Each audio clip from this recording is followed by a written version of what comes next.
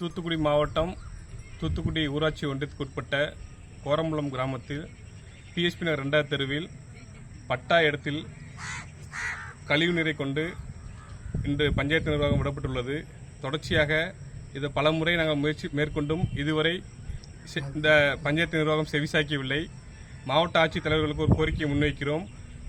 சுற்றி பல வீடுகள் இருக்கு, சின்ன குழந்தைகள் இருக்கிறாங்க. பஞ்சாயத்துலேருந்து ரோடும் சரியாக போடலை, காணும் எதை பேஸ் பண்ணி போட்டாங்கன்னு தெரில.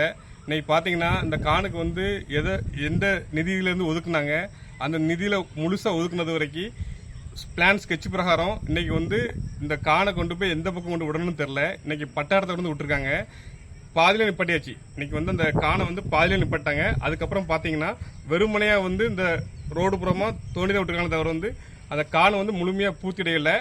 தொடர்ச்சியாக பக்கத்தில் பார்த்தீங்கன்னா ஐயனப் மால் இருக்கு. ஐயனப் மாலில் ஒட்டியும் அதில் பார்த்தீங்கன்னா நம்ம விவசாய நிலங்களுக்கு போகக்கூடிய இந்த நீரோட்டம் பாய்ந்த அந்த கால்வாய் இன்னைக்கு பார்த்தீங்கன்னா கழிவுநீர் கால்வாய் மாறி இருக்கு. பக்கத்தில் ஒரு தனியார் பள்ளி ஒன்று இருக்கு. அந்த பள்ளியில் அவங்க பாதைக்காக அந்த கால்வாயை சுருக்கிட்டாங்க. இன்னைக்கு பார்த்தீங்கன்னா அந்த கால்வாய் முழுமையாக எந்த பணியும் நிவர்த்தி செய்யலை, பூர்த்தி அடையலை.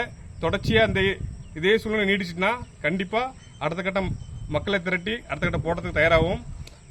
பஞ்சாயத்து நிர்வாகம் செவிசாய்க்கவில்லை என்றால் நிச்சயம் முற்றுகை போராட்டம், சாலை மறியல் போராட்டம் நடத்தப்படும் என்று தெரிவித்துக் கொள்கிறோம்.